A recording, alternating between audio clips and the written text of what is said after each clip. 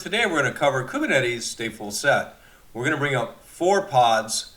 We're going to do some logging, and then we're going to take it down, scale down to 0 pods, and then scale back up to 4 pods.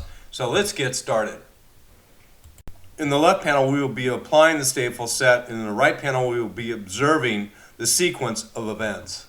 In the right panel, you observe that the 4 persistent volume claims and persistent volumes will be bound, and the 4 pods will be up. In the left panel, we've started the log, and this will log to the persistent volumes in each of the pods.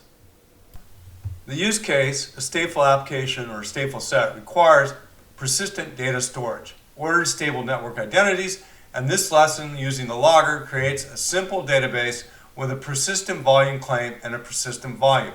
We're going to scale down to 0 pods. We're going to leave the log display up to see as the pods cease to exist, what happens to the log. And then we're going to bring it back up to 4 and then see what the logger does then. Left panel, we're applying the stateful set 0 pods, and then the logger comes back up. We continue to log as we shut down each of the pods. As we can see in the right panel on the right side, the panels coming down in the reverse order that they went up. So now we see in reverse order coming down. We see the log on the left still recording those pods that are still up, and now we have just about now 0 pods, and the logger is no longer logging, but it's still up and active, waiting and listening for us to implement the stateful set again to 4 pods. Observe in the right hand panel that we still have our persistent volumes present.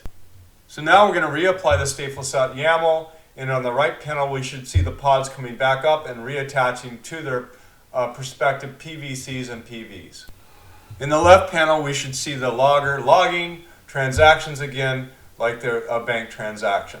And now you can see that the persistent data is still present, even though we took the pods down to 0.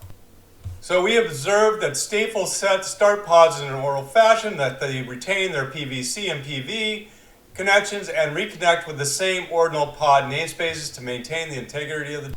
In the left panel, this is the YAML file that we used for this demonstration. Today we covered Kubernetes StatefulSet.